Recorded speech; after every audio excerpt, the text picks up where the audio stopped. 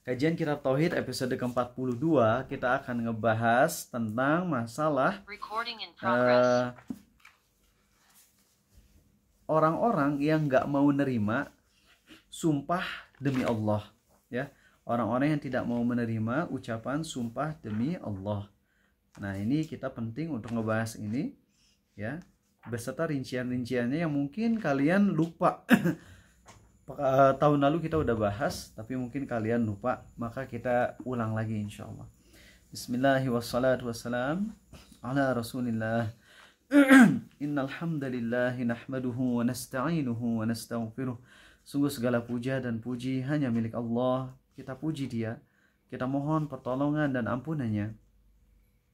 Wa na'udzu billahi min syururi anfusina wa min sayyiati a'malina. Kita mohon perlindungan kepada Allah dari keburukan diri kita dan keburukan amal perbuatan kita. May yahdihillahu fala mudhillalah. Barang siapa yang Allah beri hidayah, tak akan ada seorang pun yang bisa menyesatkan. Wa may yudlil fala hadiyalah. Dan barang siapa yang Allah sesatkan, tak akan ada seorang pun yang bisa memberi petunjuk. Asyhadu an la ilaha illallah. Aku bersaksi tiada Tuhan yang berhak disembah dengan benar kecuali Allah. Wa asyhadu anna Muhammadan abduhu wa rasuluh. Dan aku pun bersaksi bahwasanya Muhammad adalah hamba dan rasulnya. Amma ba'du. Allahumma shalli wa sallim ala Muhammad wa ala ali Muhammad. Ya teman-teman, teruslah berusaha untuk mendekati Allah dengan segala keterbatasan kita, ya. Dan teruslah untuk ikut kajian Islam, karena dalam kajian Islam itulah turun keberkahan dari Allah. Keberkahan itu banyak macamnya. Bisa kita dibuat jadi kuat menghadapi masalah yang kita jalani, bisa dibuat kita jadi lapang rizkinya, bisa kita dibuat jadi makin miskin, tapi kemudian kita dengan kemiskinan tersebut kita jadi makin tenang, karena dulu duniawi banget, sekarang jadi mikirnya akhirat, miskin tapi tercukupi. Pokoknya bentuk keberkahan tuh macam-macam. Bisa dibuat anak-anak yang awalnya nakal-nakal jadi baik semua, yang awalnya ngerepotin, sekarang anak-anak malah jadi ngebuat kita seneng, ngebuat kita mudah. Jadi yang kita kejar adalah keberkahan dalam majelis ilmu, bukan sekedar mendapatkan ilmu yang baru. Karena ilmu yang baru tuh bisa didapatin dengan cara yang sangat mudah. Terlebih lagi buat kalian yang cerdas. Nah teman-teman, sebelum kita masuk ke materi tentang larangan kita menolak orang-orang yang telah bersumpah demi Allah, ingin nyampein satu poin yang sangat indah buat Arizal. Kalian tahu gak sih Ustadz Nuzul, cara penyampaian beliau tuh keras loh. Cara penyampaian Ustadz Nuzul tuh keras, cepat, intonasinya ngebut. 12 tahunan yang lalu. Dan itu terus terjadi bahkan sampai terakhir kali ketika Ustadz Nuzul ngisi di Masjid Darul Hikam sekitar tahun 2017-an. Masih ingat gaya beliau ngomong tuh cepat. Bahkan ketika kajian Rabbanians, ya, yang selang-seling antara Ustadz Subhan dengan Ustadz Nuzul, itu gaya Ustadz Nuzul ceramah masih ngebut. Tapi kenapa pas kajian Tazkiratus Sami itu jadi lambat, tenang, kalem. Pribadi tuh greget sebenarnya. Kenapa ini pelan banget? Padahal dalam 2 jam itu kan kalau beliau menyampaikan dengan gaya yang dulu tuh bisa lebih banyak ilmu yang didapat. Tapi kok ini pelan banget? Dan ternyata bukan cuma A.A. Rizal. Ternyata banyak pihak yang mengkritik Ustadz Nuzul atas gaya ceramah beliau yang sekarang. Tapi pekan lalu terjawab sudah. Dan jawabannya benar-benar jelek teman-teman. Allahu Akbar. Kenapa Ustadz Nuzul gaya ceramahnya pelan, tenang? Di antara alasannya adalah karena di depannya ada orang-orang yang tuli, orang-orang yang gak bisa dengar. Dan mereka itu datang, ada sebagian dari mereka yang datang ke Blok M itu dari subuh. Maksudnya perjalanannya dari subuh. Ada yang dari subuh. Padahal kajian kapan? Asar, jam 5. Ada yang datangnya dari subuh. Dan ada yang datangnya pokoknya lebih awal daripada kebanyakan dari audiens. Dan Ustadz Nuzul itu dengan gaya yang pelan itu ternyata kecepatan bagi orang-orang yang tuli. Kecepatan.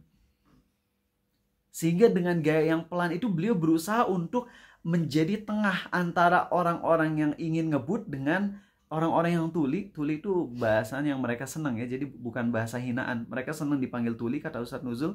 Itu tuh mereka itu aja dengan bahasa yang pelan itu paling bisa nangkepnya maksimal 50%. Dan ada dannya lagi teman-teman. Ingat, kita tuh bukan cuma ingin dapat ilmunya, tapi ingin dapat keberkahan. Jujur aja teman-teman, pekan lalu datang ke Ustadz Nuzul, dari menit pertama sampai menit hampir akhir ceramah, nggak dapat ilmu baru. Karena itu cuma ngulang. Tapi justru pas sesi tanya jawab, di situ jeleknya. Orang-orang tuli yang cuma bisa dapat 30-50% dari kajian Ustadz Nuzul, mereka tuh bilang gini, kata orang-orang yang tuli di sesi tanya jawabnya, orang tuli nanya ke Ustadz Nuzul dengan bahasa isyarat yang kemudian diterjemahkan oleh ahli isyaratnya ke Ustadz Nuzul dan ke kami semua. Kata orang tuli ini gini, kami iri dengan orang-orang yang bisa ngedenger. Karena mereka itu bisa ikut kajian sambil macem-macem. Mereka bisa ikut kajian bisa sambil merem, kajian sambil main handphone, kajian sambil makan gorengan, dan sebagainya. Sedangkan kami orang-orang yang tuli, kami harus fokus 100%. Kalau misalnya keskip beberapa detik aja, kami udah kelewat itu materi. Kami iri deh sama mereka. Terus Ustadz Nuzul ingetin, ingat, mereka itu orang-orang tuli, mereka hisapnya lebih ringan dari segi pendengaran mereka. Dan mereka akan diberi pahala oleh Allah dari usaha mereka untuk memahami padahal mereka tuli. Sedangkan kita yang bisa ngedenger, tapi kita nggak serius. Bahkan ada yang ngantuk-ngantuk. Ada yang karena bisa sambil ngedenger, mungkin sambil ngedengerin kajian, sambil main yang lain. Kita akan dihisap berat oleh Allah. Jelek, aduh ya Allah. Ya juga ya. Karena makin dikasih banyak nikmat, makin berat itu hisap di hari kiamat. Maka ingat, kalau kajian tuh bukan cuma ingin dapat ilmu baru, kita ingin dapat berkah, dan yang paling penting itu kita ingin Allah matikan kita dalam kondisi taat, itu dia. Jadi setiap kajian tuh tolong aja minta ke Allah, ya Allah aku kajian rutin, aku berharap kajian ini diterima. Aku mohon ya Allah jadikan dengan sebab kajian ini aku mati dalam kondisi taubat padamu. Walaupun aku maksiat, aku ingin taubat padamu ya Allah. Kenal dengan seseorang yang bisa bahasa kiasannya adalah dia tuh udah jatuh ke semua jenis dosa. Kecuali dosa-dosa yang ekstrim seperti membunuh dan sebagainya ya. Tapi kalau dosa-dosa yang biasa dilakukan oleh para pemuda, udahlah, dia udah jatuh ke semuanya. Mau itu dosa zina dengan cewek, itu dosa zina dengan binatang, zina dengan sesama cowok, udah pokoknya jatuh. Tapi dia ngomong, pokoknya dalam masalah ketaatan, kewajiban, aku gak mau ninggalin. Sekotor-kotornya saya pengen berjuang untuk dekat ke Allah, karena saya berharap saya dimatikan dalam kondisi taubat. Dalam. Itu prinsip saya, kata dia. Mungkin orang-orang anggap saya kayak munafik. Karena saya tukang maksiat tapi saya masih taat. Tapi buat saya gak peduli apa kata orang. Tujuan saya tetap ngejaga sholat saya karena saya pingin diampuni oleh Allah. Pingin ada suatu saat dimana saya bisa kembali pada Allah, gak ngelakuin dosa-dosa ini lagi. Itu kan. Jadi kenapa kita tetap kajian? Walaupun materinya udah ngerti, pembahasannya diulang-ulang, ustadznya misalnya ngebosenin kayak, ya karena yang kita cari Allah. Yang kita cari itu Allah, teman-teman. Allah membimbing kita untuk kembali padanya dalam kondisi selamat. Ya, semoga itu jadi reminder buat kita semua. Dan kita sekarang lanjut, dan tetap akan berusaha untuk menggunakan style Arizal, yaitu style dengan bahasa yang cepat. Karena pingin this is my way of teaching. Ya, nggak mau niru siapapun. Ya, tapi pingin jadi diri Arizal dalam cara penyampaiannya, karena itu yang lebih natural dan lebih enak, dan kalian sebagai audiens yang menyesuaikan dengan pemateri ya. Oke teman-teman, baik, kita sekarang akan masuk ke satu bab, dimana ini dalilnya tuh cuma satu ya. Dalil di bab ini cuma satu, tapi pembahasannya lumayan rinciannya teman-teman, yaitu hadis riwayat Ibnu Majah dengan sanad yang hasan. Nabi SAW bersabda, la tahlifu bi abaikum man hulifa lahu billah falyusaddiq. Janganlah kalian bersumpah dengan nama nenek moyang kalian. Barang siapa yang bersumpah dengan nama Allah, di sini ada kalimat yang kelewat. Iya. Ya. Di sini ada ada lafaz yang kayaknya kelewat di sini. Ya, oke, nggak apa-apa. Langsung terjemahnya aja ya. Soalnya ada lafaz yang kelewat di sini. Janganlah kalian bersumpah dengan nama nenek moyang kalian. Barang siapa yang bersumpah dengan nama Allah, hendaklah dia jujur. Dan barang siapa yang diberi sumpah dengan nama Allah, hendaklah dia ridho. Ya, hendaklah dia ridho. Barang siapa yang tidak ridho menerima sumpah tersebut, maka dia lepas dari Allah. Ini juga terjemahannya juga rada-rada ini. Mungkin ini editor dari bukunya Ustaz Firanda kurang memperbaiki terjemahannya. Padahal di penjelasan Ustaz Firanda udah benar terjemahannya, tapi kalau pas di hadisnya malah jadi rada-rada nggak pas. Coba falaisa minallah artinya maka dia bukan Allah, bukan dari Allah. Masa dia bukan dari Allah, kan nggak pas gitu ya. Yang lebih tepat adalah falaisa minallah tuh dia lepas dari penjagaan Allah. Itu yang lebih tepat. Oke, mari kita bahas. Oke, kita ulang ya hadisnya ya. Kalian yang bisa nyatat di otak kalian, coba mikirin baik-baik. Di sini ada berapa poin yang dibahas ya. Janganlah kalian bersumpah demi nama nenek moyang kalian. Barang siapa yang bersumpah dengan nama Allah, hendaklah jujur. Barang siapa yang diberi sumpah dengan nama Allah, hendaklah dia menerimanya alias ridho. Barang siapa yang tidak ridho menerima sumpah tersebut, maka dia bukan dari Allah. Oke, Raffi, ada berapa poin di situ, Raf? Ada 4 ya. Coba 4 ya. Apa aja? 1. Larangan untuk jangan bersumpah dengan nama. Jangan sumpah demi nama nenek moyang. 2. Dianjurkan untuk bersumpah dengan nama Allah. Dianjurkan untuk bersumpah demi nama Allah. Salah. Bukan dianjurkan. Oh ya, barang siapa yang dianjurkan untuk jujur. Bukan dianjurkan untuk jujur, kudu jujur, wajib. Masa dianjurkan? Ini saya menganjurkan kalian untuk jujur, kalau bohong ya nggak apa-apa gitu. Ya salah dong. Harus jujur kalau sumpah demi nama Allah. Selanjutnya, lalu ketika kita diberi sumpah demi Allah, ketika kita diberi sumpah demi Allah, jadi ada orang lain yang bilang sumpah demi Allah ke kita, harusnya kita meridhoi, harusnya kita ridho, nerima gitu ya, percaya artinya ya. 4, kalau kita misalnya tidak ridho, maka kita terlepas dari penjagaan Allah. Iya, kalau kita nggak ridho, nggak nerima, maka kita lepas. Sebenarnya ini 3 poin ya, karena kalimat yang keempat tuh nyambung dengan poin yang nomor 3. Jadi 3 poin yang akan kita bahas. Oke, pertama, janganlah kalian bersumpah dengan nama nenek moyang kalian. Di sini kita akan bahas dulu pengulangan tentang masalah sumpah. Ingat ya, sumpah itu ada 2 jenis, yaitu sumpah penekanan atas yang terjadi di masa lalu, ya. Kedua, sumpah atas penekanan rencana kita di masa depan. Ingat ya 2 itu ya. Kalau di bahasa Arab kan cuma ada 2 tense ya. Kalau bahasa Inggris kan ada past, present, future. Kalau bahasa Arab madi sama mudhari. Kalau mudhari itu apa? Setelah akan dan saat ini. Sedang dan akan ya. Kalau misalnya madi itu yang telah terjadi. Nah, di sini emang timelinenya rada-rada beda nih. Jadi sumpah itu kita bagi jadi 2, oke? Biar kalian gak usah bingung, kita pakai yang versi bahasa kita sendiri aja ya. Jadi sumpah itu terbagi menjadi 2. Pertama, sumpah penekanan atas apa yang sedang terjadi atau telah terjadi. Kalau mudhari mah sedang terjadi dan future, kalau ini mah kebalik ya. Yang sedang terjadi mundur. Ya. Sumpah untuk menekankan apa yang sedang terjadi dan yang telah terjadi. Itu sumpah jenis pertama. Kedua, sumpah penekanan rencana yang akan terjadi di masa depan. Sumpah penekanan atas rencana yang akan terjadi, rencana kita atau rencana orang lain, terserah, yang akan terjadi di masa depan. Oke. Untuk jenis sumpah yang pertama, yaitu penekanan apa yang sedang terjadi atau yang telah terjadi. Contoh yang sedang terjadi apa, pakai baju warna apa dominannya? Biru. Terus saat bilang sumpah demi Allah ini warna biru. Nah, itu sumpah jenis pertama, yaitu sumpah untuk penekanan apa yang sedang terjadi. Sumpah demi Allah Regan pakai baju kuning. Orange, ya kuning lah, kuning. Sumpah demi Allah Ariza lagi duduk di atas sofa berwarna hijau. Nah, ini sumpah demi Allah penekanan.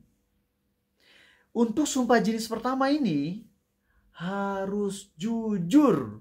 Kalau nggak jujur, kita dosa besar banget. Kalau kita nggak jujur, kita dosa besar banget. Ya. Yang sedang terjadi atau yang telah terjadi, kalau kita bohong, kita misalnya ranking 3, terus kita bilang, sumpah demi Allah saya ranking 2, itu dosa besar banget. Karena kita bohong, pakai nama Allah untuk berdusta. Ingat, apa arti dari sumpah? Masih ingat gak bab sumpah? Sumpah itu, ketika kita sumpah terus nyebut objek, dalam hal ini kan Allah ya. Apa arti dari sumpah demi Allah? Arti dari sumpah demi Allah adalah, aku berkata ini, yang mana kalau aku dusta, maka aku siap disiksa oleh Allah. Itu arti dari sumpah. Oke? Berarti kalau kita, I swear by Jesus, aku bersumpah demi Yesus, berarti kita bersumpah, dan kita tuh siap kalau kita bohong, Yesus akan menyiksa kita. Bahaya, musyrik ini jadinya kan. Itulah arti dari sumpah. Berarti kalau kalian ngomong sumpah demi Allah, itu tuh kalian siap disiksa oleh Allah kalau kalian dusta. Nah, ini udah sumpah demi Allah terus bohong gitu loh. Kan ini sangat tidak menghormati Allah banget. Makanya jadi kalau kita sumpah demi Allah untuk sesuatu yang telah terjadi atau sedang terjadi, wajib jujur. Nah, kalau sumpah atas apa yang terjadi di masa depan, kita tahu masa depan nggak? Enggak. Kita cuman bisanya ngerencanain kan. Makanya untuk sumpah demi Allah untuk sesuatu yang terjadi di masa depan mah, itu mah boleh dibatalin. Contoh, Ariza rada-rada lupa ya, kalau nggak salah mah pernah gitu. Dulu tuh Ariza kan obesitas, terus Ariza dietnya diet parah, akhirnya jadi kurang bagus. Sampai Ariza tuh jadi kayak tulang doang. Akhirnya pas pulang ke Indonesia, di Indonesia banyak makanan manis murah-murah. Dan di Australia mah bokek kalau misalnya makan banyak tuh ya, bisa bangkrut Arizal. Nah di Indonesia eta donat, ya Allah enak banget. Cuman 1000-an, rasanya macem-macem. Ariza makan donat banyak. Dan sebagai balas dendamnya setelah makan donat, Ariza harus lari berapa puluh menit gitu ya. Tapi akhirnya jadi capek. Dan lagian lari terus-menerus juga nggak bisa membakar semua gula, nggak bisa ngancurin semua gula. Bisa jadi tetap aja gulanya lebih banyak daripada apa yang bakar. Akhirnya kalau nggak salah pernah sumpah demi Allah. Rada-rada lupa, ini kan cuman sebagai story gitu ya. Bukan ngulangin sumpah lagi. Dulu tuh Ariza pernah sumpah demi Allah gak akan makan donat sehari lebih dari 2 gitu. Suatu saat dapat kiriman donat yang kecil-kecil donatnya teh. Kalau 2 gak puas gitu, apalagi rasanya macem-macem. Ya udah terpaksa sumpah demi Allahnya langgar gitu ya. Ya Allah ini cuma 2 gak puas, udah aja lah. Udah sumpah demi Allah gak akan. Kalau gak akan berarti kan masa depan ya. Sumpah demi Allah gak akan makan donat lebih dari 2 dalam sehari. Itu kan berarti rencana Arizal untuk kedepannya makan donat maksimal 2. Tapi ternyata ngelihat ini ada yang lebih enak nih. Ya udahlah, batalin aja tuh sumpahnya. Makan 3, terus bayar kafarat. Bayar kafaratnya bukan dengan puasa 3 hari berturut-turut ya, tapi milih antara ngasih makan ke 10 orang miskin, ngasih beras, ngasih pakaian, atau memerdekakan budak gitu. Nah teman-teman, untuk masalah tadi, Ariza kalau sumpah untuk yang masa depan itu boleh dibatalin. Kalau emang kita ngelihat ada maslahat, nggak ada masalah. Ariza dulu sumpah demi Allah setiap pekan akan beresin juz amma, murojaah juz amma. Ketika hafalan cuma 1 juz gampang, tapi ketika hafalan banyak, juz amma tuh udah di luar kepala gitu loh. Nggak usah diulang lagi juga, hafal terus. Akhirnya juz ammanya nggak murojaah selama 1 minggu, sehingga putuslah sumpah tersebut dan bayar kafarat. Seperti itu. Ya jadi kalau sumpah yang untuk masa depan itu adalah rencana kita mau ngapain nih. Sumpah demi Allah saya mau ini, sumpah demi Allah saya mau itu. Itu rencana kita. Tapi kalau seandainya nggak sanggup, ya udah batalin. Setelah batal, bayar kafarat. Boleh nggak bayar kafarat dulu baru dibatalin? Sebaiknya batalin dulu. Lebih aman dibatalin dulu, baru habis itu bayar kafarat. Sebagian ulama bilang, tapi gimana kalau udah dibatalin ternyata mati sebelum bayar kafarat? Makanya bayar kafarat dulu aja. Ya di sini mah ada ulama beda pendapat. Kalau pendapat Ariza pribadi, batalin dulu sumpahnya sambil bertekad, saya akan bayar kafarat ya Allah. Atau kalau perlu gini deh, beli dulu berasnya, beli dulu berasnya, kemudian batalin, terus langsung kasih ke orang miskin. Jadi jeda antara ngebatalin dan bayar kafaratnya sangat sedikit gitu. Jadi kita nggak akan mati sebelum bayar kafarat. Oke, baik. Itu untuk sumpah demi Allah untuk masa depan ya, untuk rencana masa depan boleh dibatalin nggak? Boleh kalau kita ngelihat ada maslahat. Ya. Dosa nggak? Ya dosanya terhapus dengan bayar kafarat tersebut. Lagian kan kita rencana itu tuh, sumpah demi Allah untuk yang masa depan kan rencana. Dan rencana masa depan nggak ada yang tahu pasti. Hanya Allah yang tahu. Adapun kalau yang telah terjadi dan sedang terjadi, itu maknanya kita benar-benar tahu. Maka kalau kita bohong, berarti kita udah benar-benar khianat kepada Allah. Menggunakan namanya, tapi untuk berdusta. Maka untuk sumpah atas sesuatu yang sedang terjadi atau yang telah terjadi, wajib jujur. Wajib jujur. Kalau dusta itu dosa besar. Kecuali ketika kita dustanya yang emang diperbolehkan dalam syariat. Ada 3 ya dusta yang diperbolehkan dalam syariat. 1 apa? Dusta saat apa? Perang. Saat perang. Ditanya, kamu berapa jumlah prajuritnya? Kita bohong, pakai demi Allah boleh. Apalagi 2. Dusta terhadap istri. Istri ke suami, suami ke istri. Istri Ariza masak masakan yang enak. Ariza bilangnya enak banget gitu misalnya gitu ya. Oh bohong ya. Enggak, kok nggak bohong, bilang demi Allah. Demi Allah ama pakai dalil gitu ya. Pakai bohongnya bohong yang pakai dalil taya yang diperbolehkan. Enggak, emang boleh pakai demi Allah, tapi sebaiknya nggak usah lah. Apalagi kalau suami istri udah sama-sama tahu dalilnya boleh bohong, ya udah nggak usah bohong lagi kalau kayak gitu mah. Ketiga, bohong dalam rangka mendamaikan. 2 orang yang lagi tengkar, Regan dan Raffi lagi tengkar. Kemudian AA ingin mendamaikan keduanya. Akhirnya Arizal bikin drama. AA dan Raffi belum pernah ngobrol, AA dan Regan juga belum pernah ngobrolin tentang ini, tapi tiba-tiba AA bikin drama gini. Pas Regan lagi di rumah, ada tenggan. Si Raffi teh nyesel, pingin minta maaf ke Regan. Sambil minta maaf, sambil pingin raktir Regan di PVJ dah, di Paris Van Java. Terus saya juga sama ke Raffi ngomong gitu, Vi. Si Regan teh nyesel, pingin minta maaf ke Raffi sambil traktir makanan di PVJ. Ayo kita janjiin hari apa? Hanya hari Senin janjian, ketemu. Habis itu kabur gitu. Akhirnya makin gelut kalau kayak gitu ya. Ya jangan kabur Arizalnya pas udah ketemu di PVJ. Kalau misalnya udah datang Raffi, Regan, katanya kamu mau traktirin aku. Kamu yang mau traktirin. Akhirnya makin gelut kalau kayak gitu. Yang A lakukan adalah pas udah ketemu di PVJ, A yang traktir. Ya, sambil ngomong sebenarnya pas udah baikan baru A jujur gitu kan. A bohong. Pengen ngedamain kamu aja sama Raffi. Begitupun ke Raffi gitu ya. Dan gak enak kalau udah makan bareng, udah ditraktir terus gelut lagi kan gak enak gitu ya. Jadi jujur, bohong dulu, pas udah ketemu baru jujur. Gimana kalau kasusnya pas A udah ngomong gitu ke Regan kan, si Raffi pingin minta maaf tak sambil traktir, Regan teh bilang, Arizama ini mah pasti pakai bohong yang dibolehin hadis kan?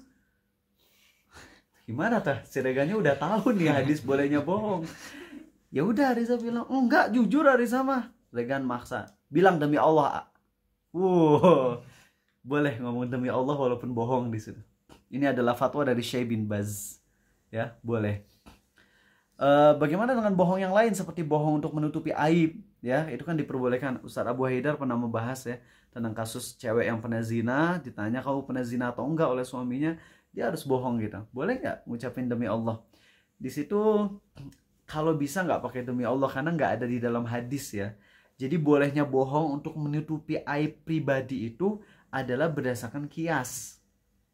Bukan berdasarkan hadis. Kalau di dalam hadis, sejauh yang A tahu nggak ada hadis yang berbunyi silakan berbohong untuk menutupi aib pribadi. Sejauh yang A tahu belum baca tuh hadis kayak gitu. Tapi para ulama mengkiaskan kalau bohong suami istri masalah makanan aja boleh gitu ya. Suami masak masakan keasinan, istri bilang enggak kok ini enak, padahal kan itu perkara remeh nggak? Remeh kan ya, mendamaikan. Lalu menutupi aib yang sifatnya besar gitu seperti zina, masa nggak boleh berbohong gitu? Jadi kan itu berdasarkan kias ya. Nah jadi memang boleh bohong untuk menutupi aib yang sifatnya pribadi yang tidak merugikan orang lain. Adapun kalau merugikan orang lain itu nggak boleh bohong. Kita korupsi ya jujur, kembalikan itu harta korupsinya ya. Tapi kalau sifatnya pribadi, nonton film haram dan sebagainya, itu jangan dilaporin ke siapapun, tutupi. Walaupun akhirnya kita bohong ya, tapi pakai demi Allah. Boleh nggak pakai demi Allah? Saran Arizal tidak. Oke. Baik, itulah tentang pembahasan sumpah ya. Jadi sumpah untuk masa lalu dan masa sekarang kudu apa? jujur. Kalau bohong dosa Besar. besar. Adapun kalau sumpah untuk masa depan, itu sumpah rencana kita mau ngapain aja, ternyata kita nggak bisa, ternyata kita cancel, nggak apa-apa, tapi bayar kafarat. Ya seperti itu. Kalau yang sumpah masa lalu kita bohong gimana? Bilang sumpah demi Allah ini baju warnanya merah, bohong kan ya? Harus bayar kafarat nggak? Nggak ada kafaratnya. Yang ada kafarat tuh sumpah yang untuk masa depan. Ya.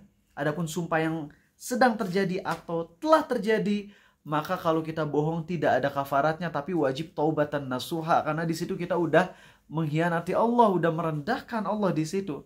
Walaupun perendahannya bukan perendahan yang sifatnya kafir di situ ya. Oke, baik, pembahasan tentang sumpah pertama itu udah poinnya. Ada poin tambahan masih di poin nomor 1. Janganlah bersumpah dengan nama nenek moyang kalian. Nah, jadi ini yang jadi problem. Bahkan para ulama tidak bisa menjawab ini dengan pasti. Yaitu kenapa? Karena Abu Bakar, Umar sering dalam banyak hadis kalian akan temukan Abu Bakar, Umar dan sebagainya ketika bersumpah demi siapa? Demi ayah dan ibuku. Bi abi wa ummi, dengan ibu dengan ibu dan ayahku ya Rasulullah. Ya. Kalau di bahasa terjemahannya mah biasanya kalau kalian baca kitab sejarah terjemahan, ibu dan ayahku menjadi tebusan, gitu biasanya. Itu kan bi abi wa ummi, demi ayah dan ibuku, itu kan sumpah. Gimana nih?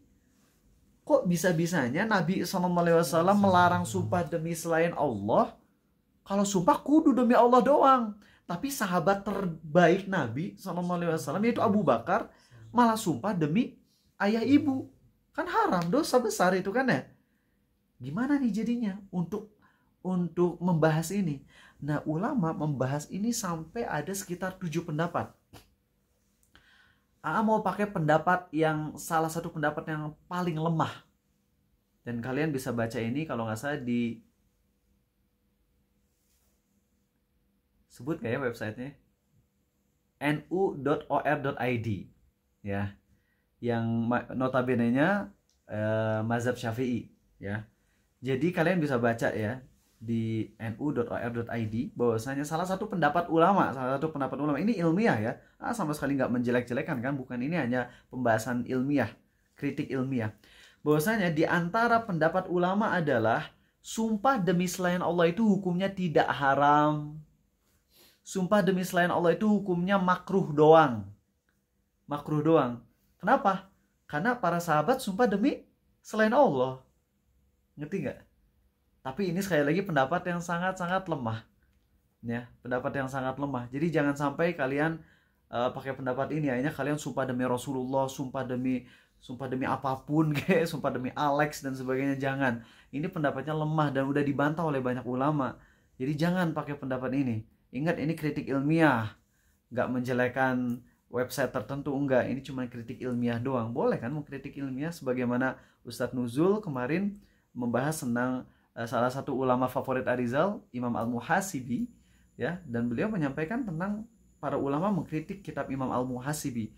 Walaupun di dalamnya tuh wow, bisa bikin nangis kalian tuh sampai nyesek banget ya.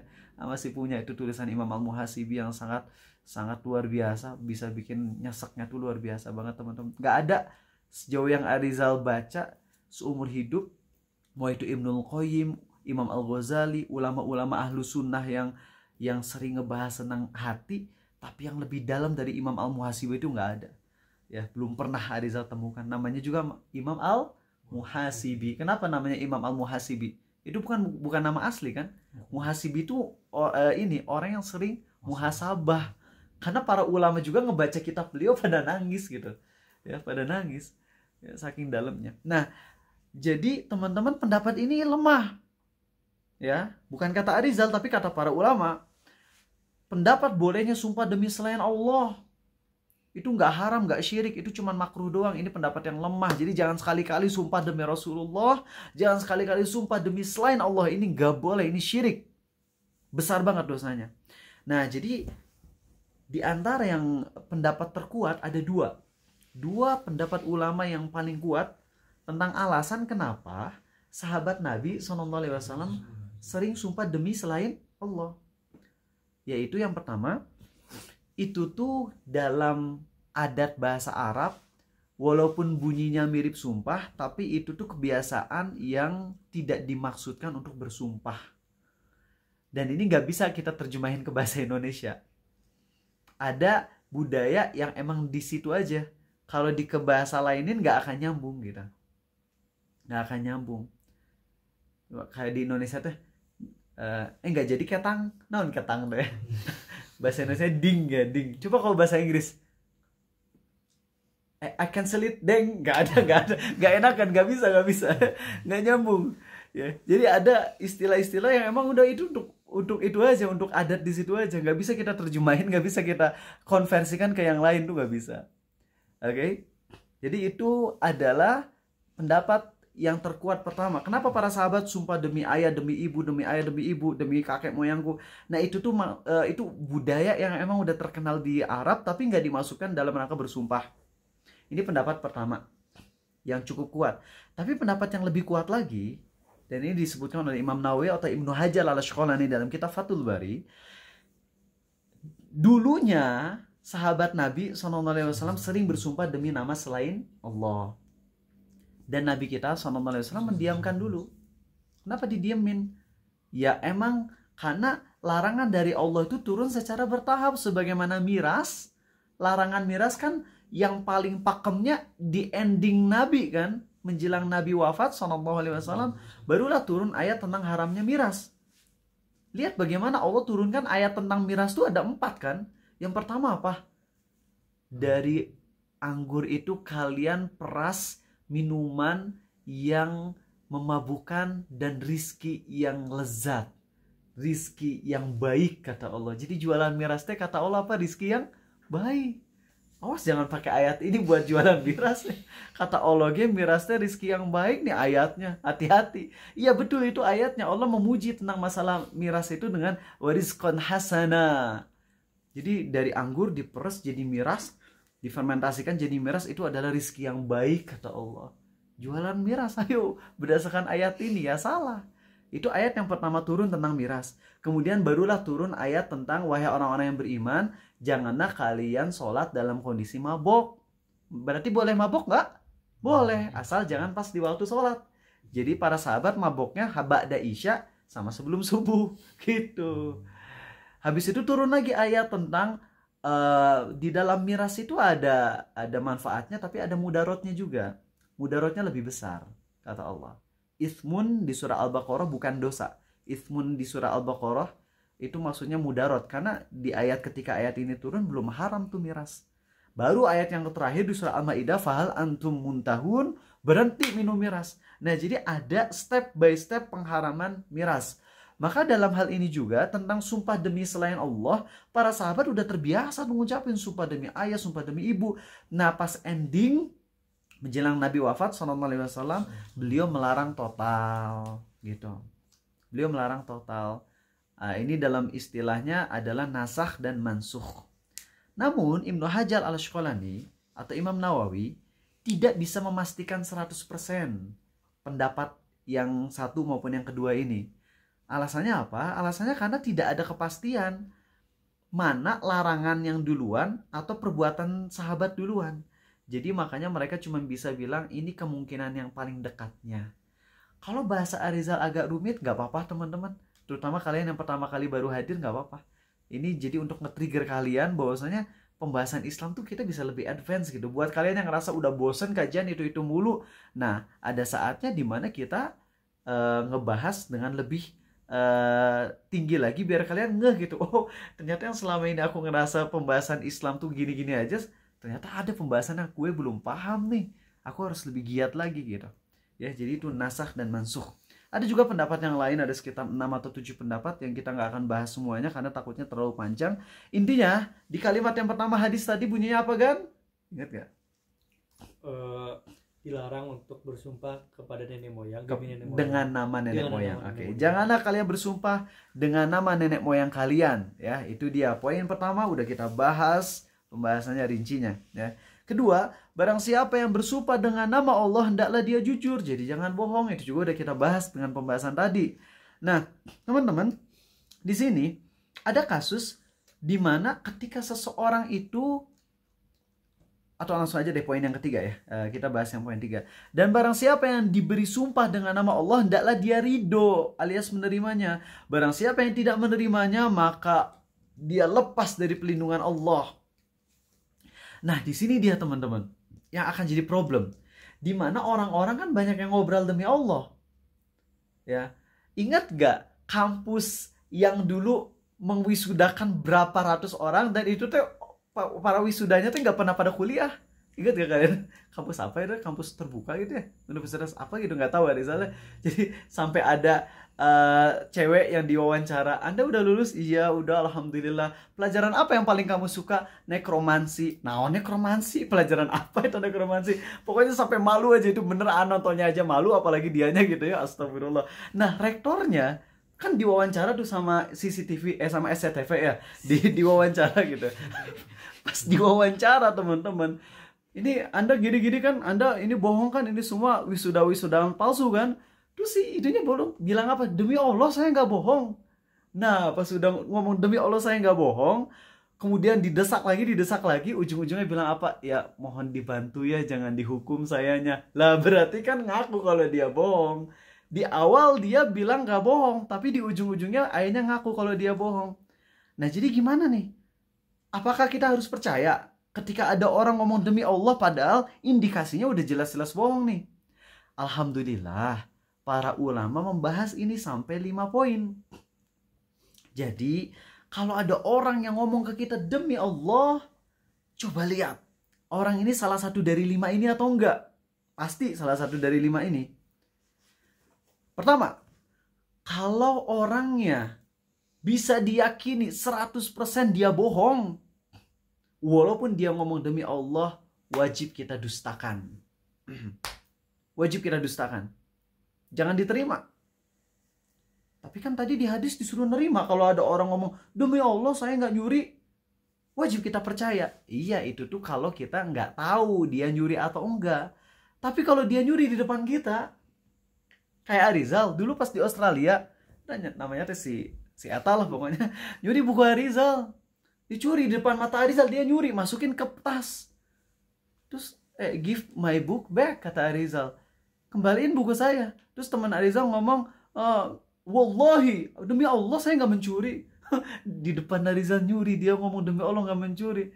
Punya bukti. Di setiap buku Arizal di halaman 100, 200, 300, 400, 500-nya ditulis di pojok kanan bawah Kingdom Hearts 2. Itu tulisan Arizal. Jadi nggak mungkin salah tuh Arizal. Pas dikeluarin dari tasnya, dilihat nih halaman 100, 200, ini ada tulisan Kingdom Hearts, ini tulisan saya. Nggak ada yang tahu Kingdom Hearts kecuali saya di sekolah ini. Wow, sombong gitu ya. Soalnya anak-anak nggak suka pada main PS gitu ya. Di situ pada mainnya game-game lain, cuma Arizal doang waktu zaman dulu ya. Nah, ini buku saya jelas. Walaupun dia ngomong demi Allah, nggak usah percaya. Udah jelas bohong. Jadi kasus yang pertama, kalau orangnya jelas 100% bohong, ada teman Arizal duaan, gelut, totonjokan. Udah saling totonjokan, teh bilang salah satunya, why did you punch me? Kenapa engkau nonjok saya? Yang nonjoknya bilang, wallahi demi Allah saya nggak nonjok kamu. Kita nanaonan di depan mata nonjok, bilang nggak nonjok. Nah, kalau orang udah jelas bohong, ya nggak usah percaya. Walaupun dia ngomong demi Allah 100 kali, tolak aja. Kedua, kalau dia orangnya udah terkenal pendusta. Kalau dia orangnya udah terkenal pendusta, ini juga nggak usah percaya. Ya, orangnya udah terkenal tukang dusta. Kalau orang udah terkenal dusta, indikasi dustanya pasti besar. Kalau orang udah terkenal suka dusta, maka potensi dia dustanya besar. Itu juga kita nggak usah percaya. Ada orang yang udah hobi bohong, terkenal, dia ngomong demi Allah, nggak usah percaya. Dan kita nggak dosa. Oke? Ingatnya 100% dusta, nggak usah percaya. Dominan tukang dusta, nggak usah percaya juga. Ketiga, kalau bohong dan jujurnya itu setara. Kita benar-benar nggak tahu, dia nggak terkenal pendusta, nggak terkenal jujur juga, nggak tahu. Tapi dia ngomong demi Allah. Jadi sama. Dalam kondisi ini wajib percaya. Wajib percaya. Keempat, orangnya terkenal jujur. Wajib percaya nggak? Wajib. kelima 100% udah bersumpah demi Allah, ada bukti lagi, buktinya valid, ya wajib percaya kalau kayak gitu. Jadi dari 5 ini yang kita boleh nolak hanya nomor 1 dan 2. 1 dan 2 ya, yaitu orang yang kelihatan banget bohongnya dan orang yang potensi besar dusta, itu dia pakai demi Allah, kita nggak usah percaya. Nggak usah percaya. Namun ada hadis di mana Nabi Isa, dalam hadis Sahih Bukhari, Nabi kita SAW bersabda, Nabi Isa melihat pencuri, kemudian saat mencuri, Nabi Isa kan nangkap dan bilang, kenapa kamu mencuri? Lalu si pencurinya bilang, demi Allah aku tidak mencuri. Dan Nabi Isa berkata, aku beriman pada Allah dan aku dustakan mataku. Ada beberapa yang perlu kalian pahami dari hadis ini. Pertama, yang ditekankan dalam hadis ini adalah lihat bagaimana Nabi Isa sangat memuliakan nama Allah. Itu yang pertama. Kedua, kalaupun memang Nabi Isa cenderung untuk tetap percaya padahal kelihatan di depan mata banget tuh bohong ya. Itu kan syariat Nabi Isa itulah. Kita kan syariatnya Nabi Muhammad SAW. Jadi udah beda timingnya. Ketiga, teman-teman, bisa jadi dalam persepsi Nabi Isa dia lagi nyuri. Padahal dari sisi pencurinya itu bukan mencuri, tapi bisa jadi gini, ada orang yang nyuri barang dia, disimpan di tasnya misalnya ya. Lalu si orang yang pemilik barang aslinya ini diam-diam ngambil barang dari tas tersebut gitu. Paham nggak? Itulah kenapa Nabi Isa percaya dengan ucapan demi Allahnya dan mendustakan mata beliau sendiri. Jadi gitu, ada kesalahpahaman, ada kemungkinan banyak dalam kejadian itu. Ya, jadi nggak bisa pakai hadis tadi tentang Nabi Isa tadi untuk akhirnya menolak teori yang tadi A sampaikan, yang 5 poin tadi. Paham ya? Nah, ada satu kejadian di mana kita yakin banget dusta, tapi kita pasrah. Yaitu ketika kejadian sumpahnya terjadi di pengadilan. Maksudnya gimana sih? Nih, Arizal punya uang 2 juta rupiah. Gemilang ya? Nyuri. Si Gemilang nyuri. Nyuri tah. Ngeliat banget dengan mata Arizal Gemilang nyuri. Terus habis itu Gemilang lari ke kantor polisi. Pak, saya dikejar-kejar pak. Padahal yang nyuri Gemilang tuh 2 juta. Dicuri uangnya sama Gemilang. Gemilang lari ke kantor polisi. Pak, ada yang ngejar-ngejar saya. Terus saya bilang, pak, saya ngejar karena dia nyuri uang saya. Oh enggak pak, ini uang saya, dia ngejar-ngejar. Wah, akhirnya di pengadilan. Jreng, di pengadilan tak. Sampai di pengadilan, kan yang tertuduh, yang menuduh datangkan bukti atau saksi. 2 orang. Yang tertuduh, kalau nggak ada bukti dan saksi, maka sumpah demi Allah untuk menolak tuduhan tersebut. Nah, ketika udah sampai ke pengadilan, sama Kodi ditanya, Rizal, mana bukti atau saksi bahwasanya Gemilang nyuri 2 juta kamu? Nggak ada pak, cuman saya doang, kejadiannya sepi, nggak ada yang ngeliat. Akhirnya kan nggak punya bukti tuh ya. Sekarang tinggal Gemilang. Gemilang punya 2 pilihan nih. Pilihan pertama apa? Membela diri. Membela diri padahal dalam kondisi salah ya. Pilihan pertama jujur. Jujur. Kembalikan ke Arizal. Walaupun nanti dipotong tangannya gitu. Jujur. Atau kedua, bohong dengan cara demi Allah. Demi Allah, ini uang saya. Nah, kalau Gemilang milih untuk jujur, itu yang terbaik. Kembaliin uangnya ke Arizal, walaupun akhirnya Gemilang dipotong tangannya tuh karena udah lebih dari 1/4 dinar tuh, 2 juta rupiah. Tapi kalau Gemilang nggak mau dipotong tangannya dan nggak mau jujur, dan akhirnya Gemilang lebih memilih untuk sumpah demi Allah saya nggak nyuri uang Arizal, ini uang saya, maka Qadhi atau hakim wajib untuk memutuskan, tok tok tok, 2 juta itu milik Gemilang. Kalau udah ditok-tok sama hakim, maka 2 juta tersebut betul jadi milik Gemilang. Arizal gak boleh ngambil uang tersebut. Padahal itu uang Arizal bukan? Uang Arizal. Tapi kalau Arizal ngambil uang yang 2 juta tersebut, yang nanti disiksa sama Allah. Tapi Gemilang udah pasti itu mah disiksa sama Allah. Karena udah sumpah demi Allah dalam kondisi mengambil harta Arizal. Pasti di sini maksudnya penekanan yang nggak pasti-pasti banget. Karena di akhirat tergantung kebijakan Allah. Kalau Allah mau siksa, Allah siksa, kalau enggak ya Allah maafkan. Tapi dari hadis itu disampaikan kalau orang sumpah demi Allah untuk mengambil harta orang lain tanpa cara yang hak, itu dia bakal tenggelam, teman-teman. Tenggelam di jahanam tentunya. Nah, jadi hati-hati dong. Nah, jadi kalau udah sampai ke hakim di situ emang kalau kita nggak punya bukti pasrah, walaupun sebenarnya pendusta tuh si Gemilang. Ini dalam kisah fiktif tadi ya. Oke, jadi paham ya teman-teman? Itu udah kita bahas semua, alhamdulillah. Sepertinya pembahasan sudah beres insyaallah. Oke, itu aja dari Arizal teman-teman. Semoga Allah merahmati kita. Dan mau ngulang lagi ya, tuh pingin banget ngebahas ini ayat yang tentang Nabi Yusuf diajak zina sama istri raja ya, atau yang terkenal dengan nama Zulaikha. Tapi pembahasan itu tuh dalam banget gitu loh. Dalam banget yang mana tuh pingin bahkan itu dijadikan materi tersendiri. Karena kalau menyampaikan di ujung kurang dalam, agak kurang ngena ke Arizal pribadi. Karena kalau kita ngebahas dengan sangat-sangat mendalam, itu kisah Nabi Yusuf yang diajak zina sama Zulaikha, kemudian mengatakan ma'adzallah innahu rabbi ahsana mathwaya. Itu poin-poinnya sangat-sangat dalam, yang mana Ariza pingin bahas itu mungkin jadi kajian tersendiri. Mudah-mudahan akan ada waktunya untuk pembahasan itu. Bisa jadi minggu depan kita ngebahas kitab tauhidnya 10 menit, lalu fokus pembahasan tadabbur surat Yusuf, atau gimana nanti kita ikhtiarkannya sambil mohon pertolongan pada Allah. Dan pekan depan Ariza ada rencana ke Abu Taimiyah ya, yang rencana mau ke Indonesia. Ya, beliau salah satu ulama atau ustadz terkenal dari luar negeri yang bermanhaj salaf. Nanti mau ke Indonesia, cuman belum ada infonya mau di mana ceramahnya. Di Jakarta sih, cuman nggak tahu di mana tepatnya gitu. Ada rencana mau ke sana sama istri duaan, ada kemungkinan juga sama anak pertama Arizal. Jadi kemungkinan kalau emang fix di mana tempatnya, istri sama anak Arizal bakalan ke Jakarta nih, nginep 2 hari, Jumat Sabtu. Terus nanti kajian tauhidnya tetap ada Jumat malam di Jakarta, nanti di penginapan. Nanti paling minta yang di Jakarta 1 atau 2 orang untuk ikut gitu ya. Jadi tetap ada kajiannya, yang lain tetap ikut Zoom ya. Oke, itu aja dari Arizal. Makasih teman-teman, dan minta maaf atas kekurangan dari penyampaian.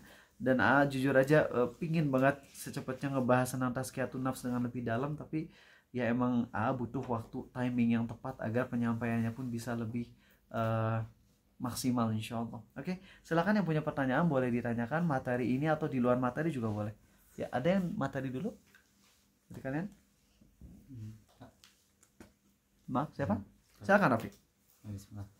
Izin bertanya, misalnya nih dia itu mengatakan sumpah demi Allah karena yang benar-benar dalam ingatan dia itu yang terjadi ya. Tapi ternyata salah di kemudian hari dia itu terlewatkan, skip dalam pikiran itu, baru muncul lagi setelah dia itu mengatakan sumpah demi Allah. Bagus ya, oke. Ya. Baik. Nah, jadi kalau misalnya seseorang sumpah demi Allah, misal Arizal teh ngomong ke kalian, kemarin sebenarnya Arizal tuh pakai baju warna merah, tapi rada-rada inget biru dah. Terus sumpah demi Allah kemarin pakai baju biru. Pas ngomong sumpah demi Allah tuh emang di hati Arizalnya mah yakin, mendekati pasti bahwasanya pakai baju biru. Pas kalian ngeliatin nih, ini rekaman kajian Arizal kemarin, ternyata pakai baju merah. Itu dosa atau enggak? Enggak dosa. Kenapa? Karena sumpah itu berdasarkan dhon. Apa itu dhon? Dhon itu artinya dugaan kuat kita. Walaupun enggak 100%, tapi ketika kita udah mendekati 100% ternyata salah, itu enggak dosa. Di situ. Jadi enggak apa-apa kalau misalnya kalian potensi besar mah itu, dan untuk nguatin sumpah demi Allah dah itu mah kayak gitu. Ternyata salah. Itu enggak dosa. Paham ya Raffi? Seperti itu. Nah, ini ada pertanyaan bagus dari Cardi Aulia, yaitu mengenai bohong di 3 perkara itu yang tadi ada dalam hadis. Itu tuh maksudnya bohong beneran atau tauriah? Kayaknya white lie itu lebih tepatnya tauriah ya. Itu bohong beneran atau tauriah?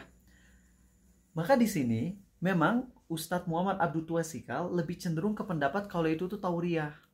Jadi nggak boleh kalimatnya bohong yang jelas, tapi harus bohong yang dibuat-buat dengan kalimat yang seakan-akan jujur. Tapi pendapat yang Arizal pegang itu bukan tauriah, tapi emang beneran bohong asli. Itu boleh bohong asli. Ya, memang di situ ada perbedaan pendapat ulama dalam pembahasan tentang 3 bohong yang diperbolehkan. Sebagian ulama bilang emang boleh bener-bener bohong, kalimatnya bohong 100% tuh boleh. Ada juga yang bilang kalau bohong beneran mah haram. Yang boleh tuh pura-pura kayak gini nih ya. Ada orang nanya ke Arizal, Regan bilang, ngelihat Ali nggak? Terus ngeliatin mukanya Regan, enggak, Regan, nggak ngelihat Ali. Ya dah, ngelihatnya Regan gitu, bukan ngelihat Ali. Padahal maksud Regan teh, tadi sempat ada Ali nggak di sekitar gitu. Tapi ngejawabnya dengan maksud yang lain gitu. Nah seperti itu. Maaf kalau agak ngejelimet ya pembahasannya. Tapi yakin kok kalau Cardia sebagai yang nanyanya udah ngerti maksud Arizal. Di situ emang ulama beda pendapat ya. Di sini kan boleh menutupi aib dengan berbohong. Bagaimana jika yang menanyakan aib tersebut menyuruh kita untuk sumpah demi Allah? Perasaan tadi udah bahas deh. Saran Arizal jangan pakai demi Allah untuk yang itu. Saya tadi dengar cuplikan video Ustadz Yazid tentang menjaga izzah. Salah satunya tidak meminta kecuali minta pada Allah. Lalu bagaimana jika kita yang masih dalam tanggungan orang tua jika meminta pada orang tua? Ya, jadi teman-teman, emang ada hal yang sifatnya tuh anjuran. Ya, bukan harus banget kan. Nabi SAW menyuruh untuk jangan meminta kepada selain Allah. Itu tuh sampai ada sahabat yang ketika lagi naik kuda cambuknya jatuh, kemudian ada sahabat lain yang ngambilin, terus disuruh nggak, balikin lagi aja, biarin aku yang ngambil. Padahal sahabat ini nggak minta loh, dia lagi di kuda jatuh cambuknya, lalu orang yang di bawah ngambilin, tapi nggak, balikin lagi aja biar saya yang ambil, saking ingin menjaga kehormatan diri. Namun ini nggak berlaku mutlak teman-teman. Nabi SAW pernah minta nggak bantuan ke sahabatnya? Banyak, ya banyak permintaan beliau kepada sahabatnya. Tolong ambilkan ini, tolong carikan batu untuk cebok gitu ya, untuk istijmar, tolong ini. Jadi itu adalah anjuran sifatnya, bukan harus banget, bukan harus banget. Dan ini tuh kita harus paham, karena kalau nggak paham, ini ada salah satu dari jemaah online Arizal dari Bogor dulu waktu masih zaman lain, ikut ceramah Arizal, kemudian akan sering gitu, haus banget, tolong ambilin minum, pingin minum gitu. Nah itu nasihatin Arizal, gak boleh minta kepada selain Allah, kata dia. Kenapa sih Arizal ngemis-ngemis minta air minum gitu pas lagi ceramah? Coba kira-kira gimana kata kalian, itu beradab gitu orang kayak gitu? Oh kalau mau balikin makin, gak usah ngasih minum, gak mau lanjut ceramah, kan boleh ya buat Arizal, tinggal gitu aja. Berhenti ceramahnya soalnya haus, gak ada yang ngasih minum, boleh bagi Arizal. Tapi dia ngomong kayak gitu. Coba, itulah kenapa ketika pakai satu dalil kemudian langsung nyerocos, terutama ketika bukan bermaksud Arizal menyombongkan diri ahli ilmu ya, tapi ketika ada satu hadis langsung kita sodorkan untuk menyerang ahli ilmu, itulah. Ini bahaya teman-teman. Ada ustadz yang pakai sepatu kiri dulu baru kanan, itu digibahin sama murid-muridnya. Itu bayangin besarnya dosa si murid-murid tersebut, ngegibahin atas sesuatu yang sifatnya tidak haram. Bahkan sampai sesuatu yang sifatnya fikih, ulama beda pendapat pun, kita tuh harus hati-hati teman-teman. Harus hati-hati. Dulu Arizal kan pernah, ya Allah semoga Allah ampuni Arizal ya, itu salah satu ulama ahlu sunnah dari Irak. Tauhidnya bagus, mantep semuanya, cuman 2 aja kekeliruan beliau versi Arizal, yaitu beliau mengerut jenggot sampai habis dan juga isbal itu. Dan bilang jangan ambil ilmunya, itu bukan ustadz yang benar. Allahu Akbar. Padahal dia salah satu ulama ahlu sunnah yang manhajnya salaf dan berjuang untuk ngancurin pemikiran Syiah. Coba bayangin, Arizal ngomong kayak gitu. Ya, kedua hal tersebut dalam perspektif Arizal salah, tapi beliau mungkin punya ilmu yang lebih tinggi. Apalagi kalau kalian ngelihat para syekh-syekh, guru-guru di Libya yang kita tahu bagaimana akidahnya lurus, tapi mereka banyak yang isbal dan jenggotnya dikerut bahkan sampai habis total. Dalam pandangan kita, iya itu pendapat yang kita nggak memegangnya, tapi mereka punya argumentasi yang cukup kuat, sebagaimana yang kita udah pernah bahas terdahulu. Ya, kenapa ada ulama yang membolehkan motong jenggot sampai tipis banget, nggak sampai habis. Dan itu pendapat yang banyak dipegang oleh guru-guru Arizal waktu di Australia. Padahal akidah mereka salah. tapi dalam masalah fikih mereka masih pegang pendapat itu. Masih ingat nggak apa pendapat atau apa argumentasi bahwasanya boleh motong jenggot kalau di sini boleh nggak? Boleh. Jelas di sini mah boleh ya, di sini boleh. Tapi ada juga yang memperbolehkan sampai lebih pendek lagi, sampai setengah senti. Apa argumentasinya, masih ingat nggak? Masih ingat? Nabi kita SAW bersabda, selisihilah orang Majusi. Selisihilah orang-orang musyrik ya, orang-orang musyrik, yaitu cukur kumis ya, dan juga biarkan atau rapikan jenggot gitu ya, biarkan jenggot. Nah, kan di sini sebagian ulama, bahkan kebanyakan ulama memahami itu sebagai kewajiban. Artinya nggak boleh dipotong sama sekali. Walaupun dalam hadis Ibnu Umar boleh memotong sesuatu yang lebih dari sini. Tapi para ulama mazhab Syafi'i, dan ini adalah pendapat mu'tamad ya, pendapat mu'tamad itu berarti pendapat yang resmi, itu pendapat yang sangat kuat dalam mazhab Syafi'i. Mereka berpendapat nggak haram untuk motong sesuatu bahkan sampai pendek banget, asal jangan habis total. Alasannya apa? Alasannya karena satu, Nabi SAW melarang untuk menyerupai orang-orang musyrik. Dan itu spesifiknya kejadian itu tuh waktu datang orang Majusi. Dan Majusi itu orangnya siga Mario Bros. Tau Mario Bros kan? Ayo kumis siga gitu, ayo jenggot bersih banget. Gila ngelihatnya, Nabi SAW tuh jijik ngelihat itu. Beliau berpaling gitu. Dan beliau mengatakan, selisilah orang-orang musyrik gitu ya, yaitu dengan cara kumis dipotong, jenggot dibiarkan, dirapikan gitu. Dirapikan tuh artinya dibiarkan gitu ya, jangan dipotong gitu. Nah, tapi makin kesini orang-orang musyrik banyak juga yang berjenggot. Akhirnya kalimat menyelisihinya jadi hilang di situ, karena mau orang musyrik mau orang muslim sama-sama aja sekarang mah, ada yang berjenggot ada yang tidak. Itu alasan pertamanya. Terus alasan selanjutnya juga, sekedar perintah untuk menyelisihi itu belum tentu kewajiban. Sebagaimana kita tahu Nabi SAW bersabda, selisihilah orang-orang Yahudi, sholatlah pakai sendal. Orang Yahudi itu nggak suka sholat pakai sendal atau pakai alas kaki. Nah, kita selisih mereka. Jadi perintah menyelisih orang-orang kafir itu nggak selalu hukumnya wajib.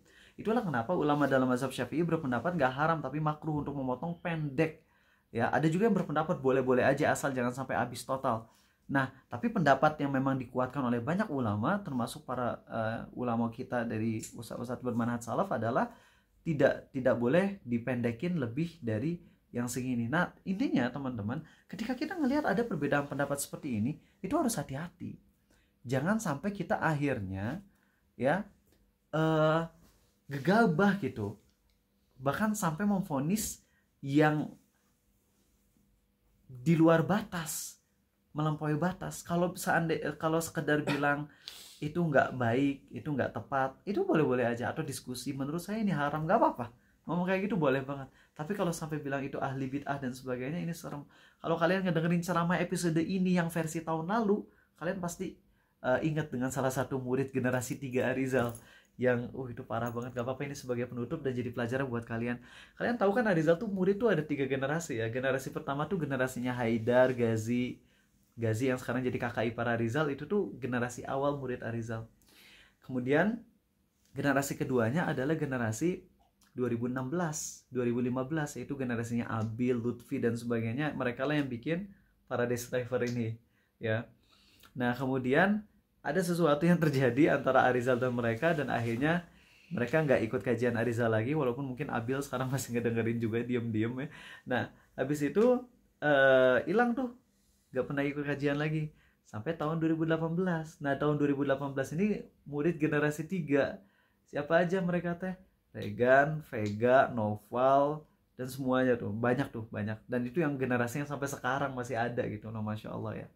Nah, teman-teman, di antara yang 2018 itu ada salah satu murid terdekat Arizal yang bahkan udah mau dicalonin jadi adik ipar Arizal gitu ya, mau dinikahin. Bahkan pas Arizal ada makan bareng sama keluarga besar, ajak dia untuk ikut makan bareng. Yuk, mau nggak ini sama dia gitu, mau dijodohin gitu ya. Deket banget sama Arizal. Sering main ke kosannya bareng sama Zaid tuh ya.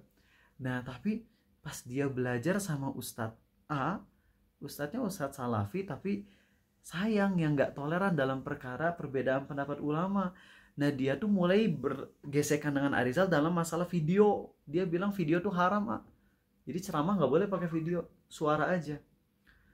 Bukan cuman sampai situ, akhirnya dia makin menjadi-jadi, ngejelek-jelekin ustadz-ustadz kayak yang macam-macam, ustadz-ustadz salafi yang masih sering ceramah pakai video itu diejek-ejek kayak gitu.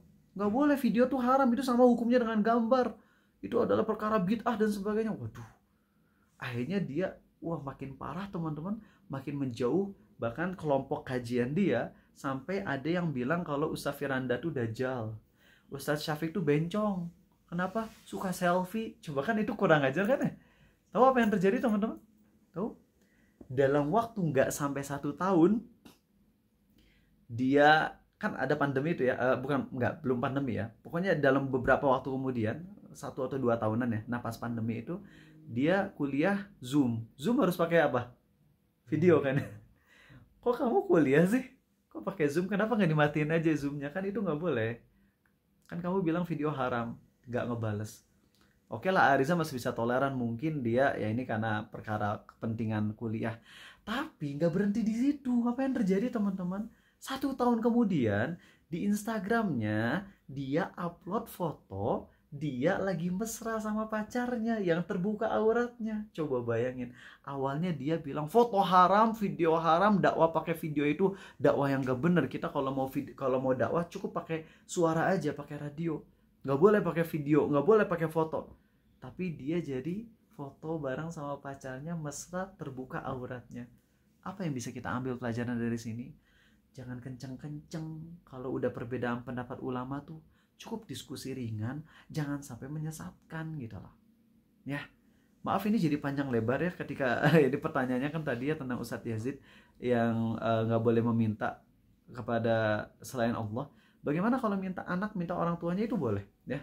Istri minta ke suami, anak minta ke orang tua itu nggak apa-apa.